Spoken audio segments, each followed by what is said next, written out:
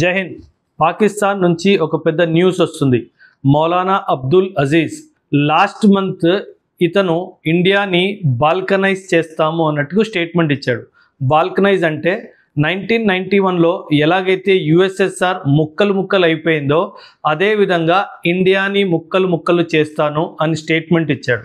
News ఏమొస్తుందంటే ఈ మౌలానా అబ్దుల్ అజీజ్ని తెలియని వ్యక్తులు హతమార్చారు అని చెప్పి న్యూస్ వస్తుంది. అంటే ఎవరో ఇతన్ని చంపేశారు.